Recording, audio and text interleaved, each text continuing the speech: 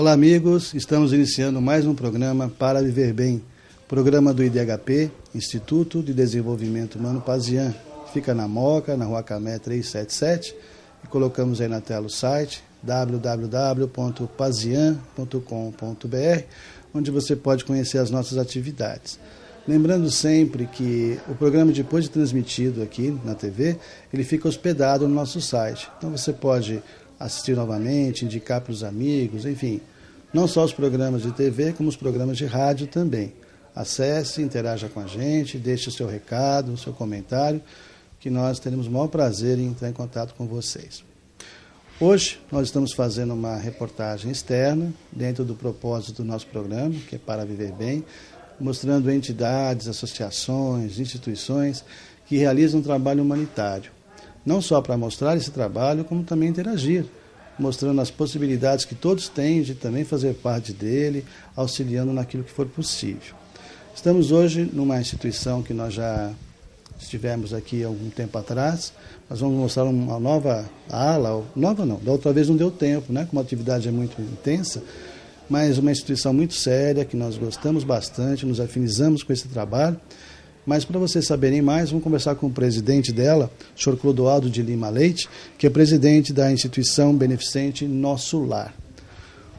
Olá, tudo bem? Olá, tudo bem. Uma satisfação estar aqui com vocês, recebê-los. Muito importante para a nossa casa, porque sabemos da repercussão do seu programa e acreditamos que isso será também interessante no sentido de a gente ter aqui para que as pessoas conheçam o trabalho, divulguem esse trabalho e, quem sabe, até possam colaborar com a casa. Com certeza. Na outra vez que aqui estivemos com a vice-presidente, dona Tânia de Luca. Daqui a pouquinho a gente vai conversar também com a Tânia. Clodoaldo, conversávamos antes, né, sobre as dificuldades que toda casa assistencial tem. Aqui não é diferente, mas me parece que vocês estão realizando bastante atividades para compor o orçamento, é isso? Correto. Como vocês sabem, uma entidade de assistência social hoje no país, ela presta um serviço relevante à sociedade, mas nós estamos num momento de transição. Acho que isso é importante as pessoas saberem. Nós temos hoje sendo constituído nesse país o Sistema Único de Assistência Social. Esse Sistema Único de Assistência Social dá à população a possibilidade delas serem atendidas como um direito, um dever do Estado, e a corresponsabilidade da sociedade civil por meio das organizações. Agora, este desenho que está sendo construído ainda está muito imperfeito. Então, o que acontece? Anteriormente, as entidades estrito sensu de assistência social, elas podiam dar 20% de gratuidade e o restante ela poderia ter até uma cobrança de acordo com as possibilidades das famílias. Então ela cobrava e esse recurso financiava aqueles que não tinham condições de pagar esse serviço, porque é um serviço especializado que conta com uma equipe multidisciplinar, psicólogos, terapeutas ocupacionais, fono, enfim, toda uma equipe. E atualmente esse desenho mudou com essa nova lei 12.101. As entidades têm que cumprir 100% de gratuidade. Aquelas que eram antigamente da área da saúde continuam com 60% de gratuidade, o restante podem cobrar. Na área da educação, da mesma forma, quer dizer, tem um percentual de gratuidade, o restante pode cobrar. A única que ficou ainda prejudicada são as organizações de assistência social estrito sensu, né? Enquanto nós não melhoramos essa legislação, as entidades, muitas delas, estão fechando. Ou seja, no caso, não pode se cobrar nada, não é? E nenhum tipo de auxílio, assim, se a pessoa vai colocar o seu filho, por exemplo, e ela quiser ajudar, também não pode? Pois é, nós não podemos cobrar. Então, se alguém pode parar aqui na frente da instituição, falar com um Mercedes, um carro último tipo, e falar, eu quero colocar o meu filho aqui porque sei que o trabalho é de qualidade e quero colaborar com a casa. Nós não podemos, tem que ser 100% de gratuidade. E como é que fica, então, para levantar os recursos? Então, esse é o grande desafio. Na legislação fala em financiamento total pelo poder público, só que isso ainda não está no orçamento, né? E hoje nós já vivemos uma experiência que é muito difícil, Por exemplo, os convênios que as organizações têm atualmente, não só essa instituição, o Nosso Lar, mas diversas instituições na área da assistência, nós tivemos uma experiência recente, a partir de janeiro, 3 meses seguidos, sem que o recurso desses convênios chegassem à entidade. Então, são convênios que não cobrem o custo e ainda assim nós temos atraso de 3 meses. Então, isso quebra as pernas da entidade, vamos dizer assim. Então, nós estamos com essas dificuldades, precisamos e lutamos para um trabalho dentro assim, da autossustentabilidade, mas é um desafio enorme quando os parceiros, muitas vezes, não cumprem com a sua parte. Bom, vocês vão ver alguns flashes aqui da instituição, a gente vai mostrar para vocês e depois a gente vai dizer... Quem puder, empresário, pessoa física, que puder colaborar com esse trabalho maravilhoso, vai saber como, tá bom? Vamos dar uma olhadinha, Danilo, aqui pela instituição.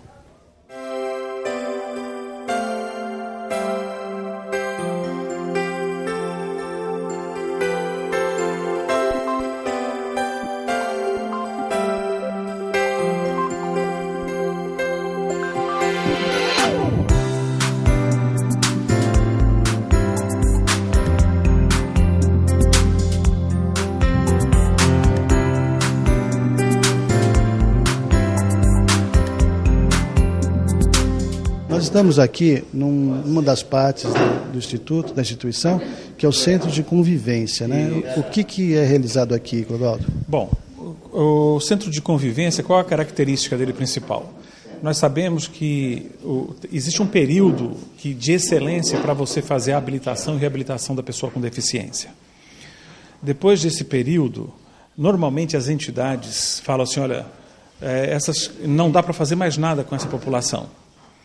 E nós discordamos disso, até pela visão filosófica da casa, né? As pessoas precisam sim, sempre ter o acolhimento, o atendimento, e por isso nós temos esse centro de convivência.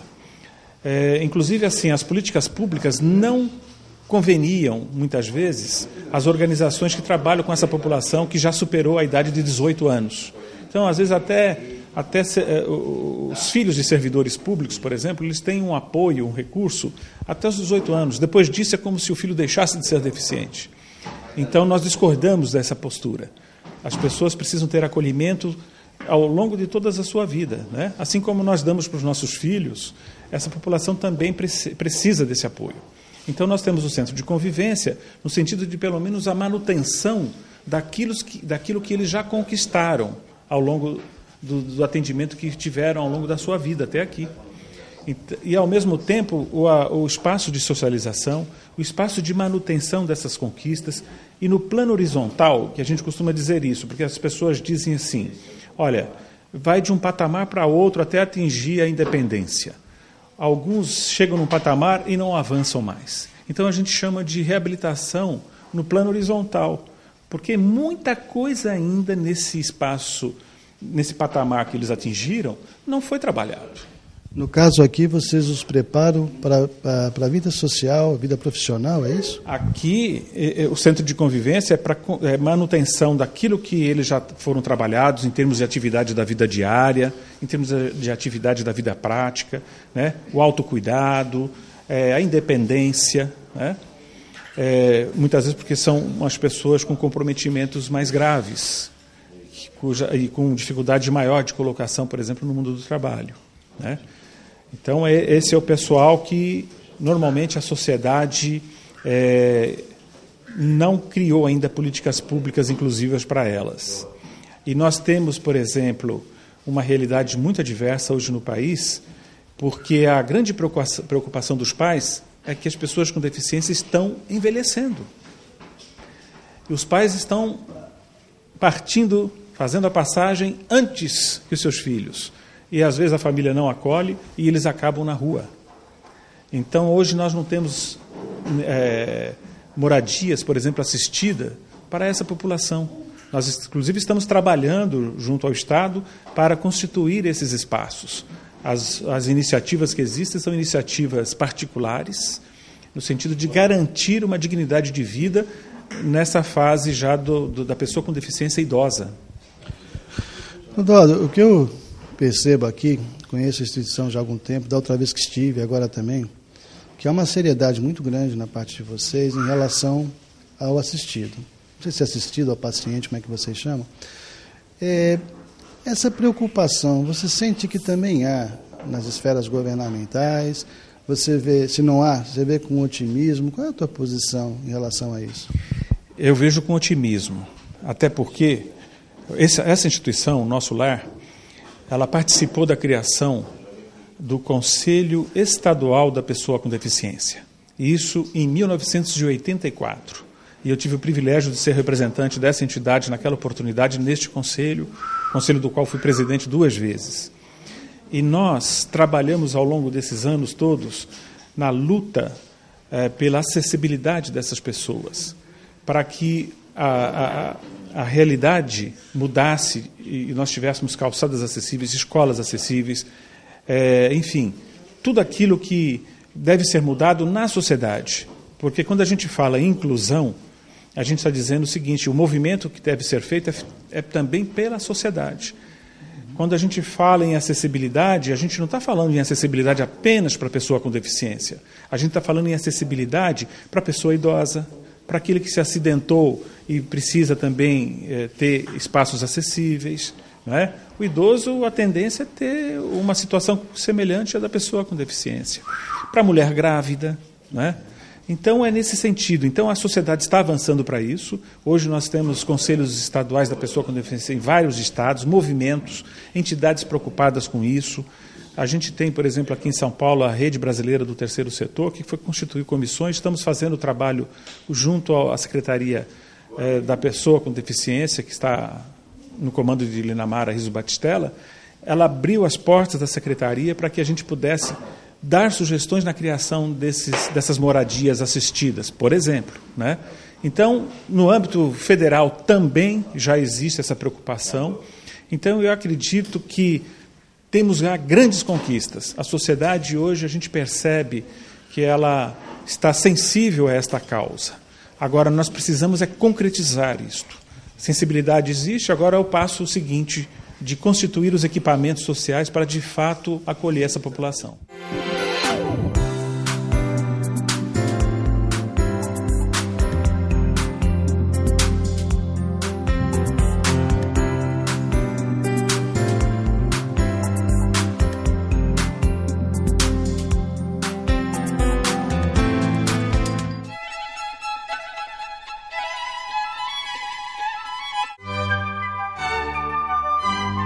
Clube do Livro IDHP.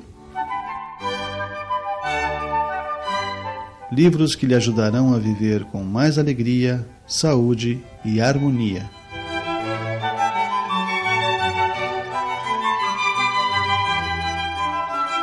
Clube do Livro IDHP, contribuindo para você viver bem. Acesse pazian.com.br. IDHP, Instituto de Desenvolvimento Humano Pazian. Aqui você encontra acupuntura estética facial, terapia floral, aulas de yoga e outras atividades. Conheça o nosso instituto, Rua Camé, 377, na Moca. Acesse o nosso site www.pazian.com.br ou ligue para 2591-9876. Venha conhecer-nos. IDHP. Para viver bem. Fonte de pensamentos e reflexões que ajudam a superar momentos difíceis.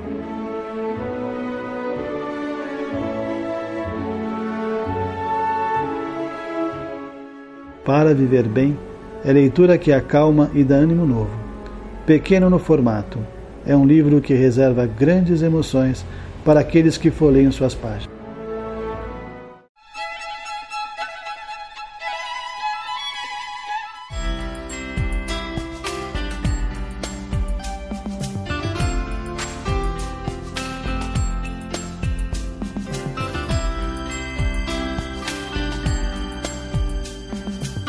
Estou agora com a Vera, que é supervisora do Núcleo Núcleo de Oficinas de Integração Progressiva.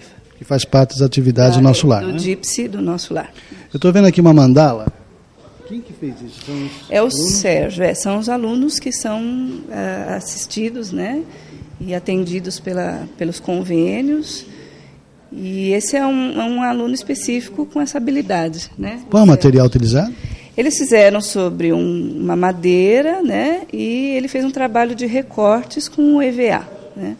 Com bastante precisão, com uma proposta bem especial dele próprio, né? E aquele outro quadro que está ali atrás do Danilo? Então, é um trabalho em cima de um artista consagrado já, o Cândido Portinari. Então, num grupo de menos habilidades, a gente fez uma proposta mais grupal, né, que a gente tem vários níveis de atividades, um mais individualizado e um mais grupal. Então, essa é uma proposta também que a gente considera uma inclusão cultural, né? Vocês tinham um convênio, não é? Sim, era um convênio que a gente tinha com a Secretaria da Cultura. E era uma proposta, sim, de um trabalho semestral com um tema, vamos dizer assim. E esse tema específico, o Cândido Portinari. Hoje vocês não têm mais essa ajuda? Não, hoje a gente dá continuidade, mas sem a parceria com a Secretaria da Cultura. Se tiver alguma empresa que queira patrocinar? Sim, é indicado, porque a temática toda ela tem uma necessidade de materiais, de educadores, né? Essas parcerias são bem-vindas. E como é que faz? Qual o contato? Tem contato, né, com a instituição. E aí, caminho, né? Isso, propostas educativas na área da educação física também. Um ofício que se queira desenvolver também é bem-vindo, né? Sendo avaliada assim, a capacidade do setor, é possível sim. Né? Vamos dar uma olhadinha na sala agora? Vamos.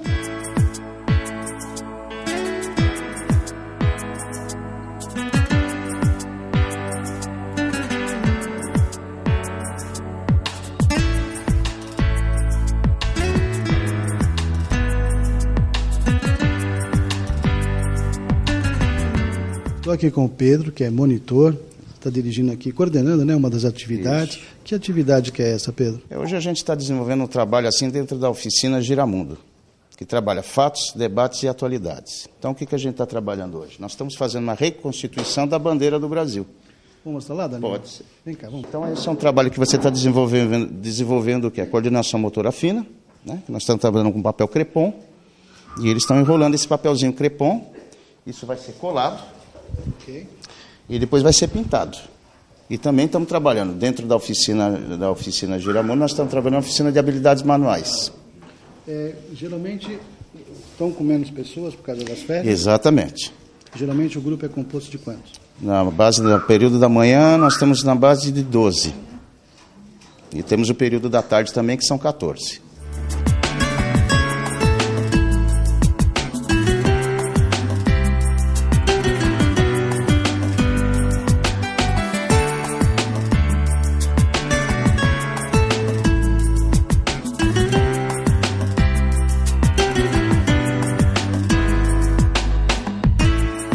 Estou agora com o Gustavo, que é o monitor da oficina de papel. Exatamente. É isso? O que é feito? Mexer com o papel. Exatamente. Trabalhar o papel, trazer formas ao papel, como eles estão fazendo aqui. Esse, por exemplo, é um trabalho realizado com papel machê, que é uma técnica utilizada com colagem sobre bexiga. Depois de seca, você pode trazer uma forma. Essa aqui, por exemplo. Isso daqui é uma tigela feita de papel machê. É uma forma de trabalhar o papel, de reciclar o papel e reaproveitá-lo. É feito um processo de acabamento. Depois de seco, ele se torna uma tigela, um objeto de utilidade e também uma obra de arte. E a gente vai mostrar para vocês esses produtos acabados. Claro. Muito obrigado, viu?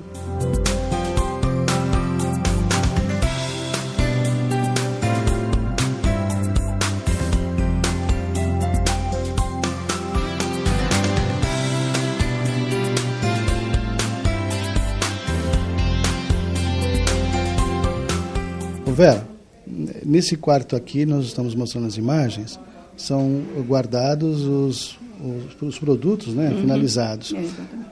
Qual assim, a utilidade desse manuseio dos pacientes, além, é claro, de ter um produto, algo para ajudar a instituição? A relação com o produto é que a gente está despertando no jovem, né, aprendiz, no adulto também, porque eles nunca tiveram uma relação de produção. Então, ainda que seja uma produção artesanal, ela já desenvolve um processo de continuidade, de começo, meio e fim. Então, a grande diferença de uma oficina de produção é que ela tem o compromisso com o produto. Aqui a gente tem o compromisso com o processo. E aí vai gerar um produto, que a gente vai exigir uma certa qualidade nesse produto, para ter uma aceitação de mercado. Então, esse trabalho de despertamento, de interesse desse aluno que está nos movendo agora. Né? Num outro processo, a gente vai avançando e... Desenvolve também a motricidade? Sim, a gente resgata, na verdade, né? Porque todos já tiveram um processo de desenvolvimento terapêutico, pedagógico e tal. Mas agora a gente quer avançar e tornar isso um ofício, né? Que seja artesanal, mas ainda um ofício com uma cara de um produto vendável, vamos dizer assim, que geraria uma renda para a instituição. E a alegria deles? Esse é o grande diferencial, porque quando você permite essa produção com um tempo que varia de acordo com o ritmo de cada um, não há uma cobrança tão assim excessiva. Então, eles podem ter um desenvolvimento pessoal também em cima disso. E vão aprimorar, naturalmente. Né? Legal.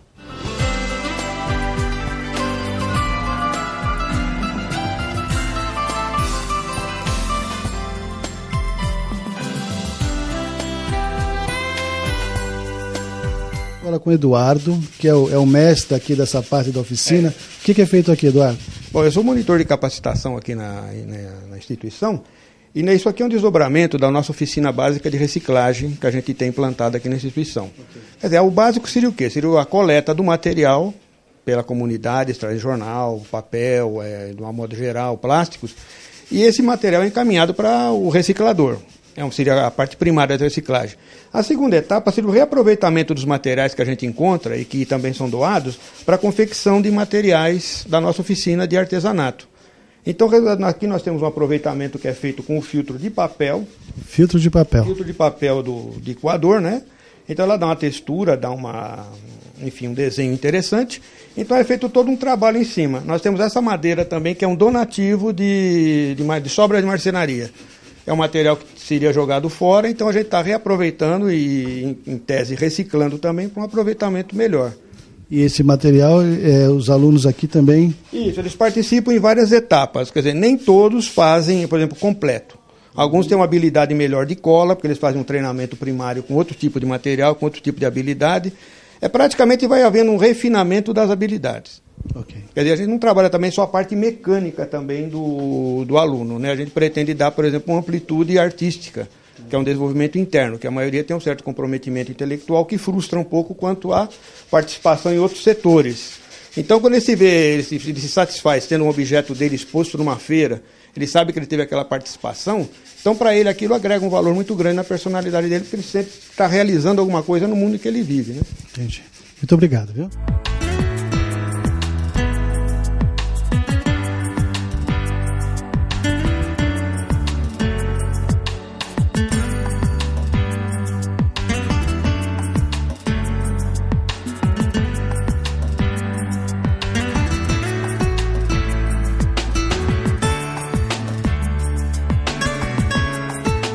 Eduardo, tudo que nós vimos aqui hoje, esse trabalho bonito, né, que esses nossos irmãozinhos aqui realizam, o dinheiro adquirido, só você explicando melhor, ele vem para a instituição, o que é feito desse material? Esse trabalho desenvolvido nessas oficinas, ele é vendido e o recurso é para a manutenção da própria oficina. Né? Fica aqui mesmo? Fica na própria oficina. Então, o objetivo principal dessa oficina aqui é que eles tenham uma concentração naquela atividade, desenvolver respeito à hierarquia, né?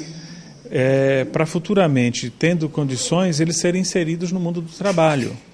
Então, é um processo que você está desenvolvendo habilidades, concentração, respeito à hierarquia e uma série de outras dinâmicas são realizadas para que amanhã essa pessoa eventualmente possa ser colocada no mundo do trabalho. E o recurso, portanto, sempre para a manutenção do próprio trabalho. Porque a gente, isso é um risco que muitas organizações às vezes podem cometer, de explorar a mão de obra dessas pessoas. Isso é um crime. Nós não podemos permitir isso. Então, essas pessoas elas estão num processo de aprendizagem e não podem ser exploradas de maneira alguma. Muito obrigado. E a Tânia? Tânia, da outra vez nós conversamos bastante, né, na outra gravação. Diz para a gente, as pessoas que quiserem ajudar, empresários e tudo mais, o telefone e uma conta, por favor. Então, nosso telefone é 2066-1680.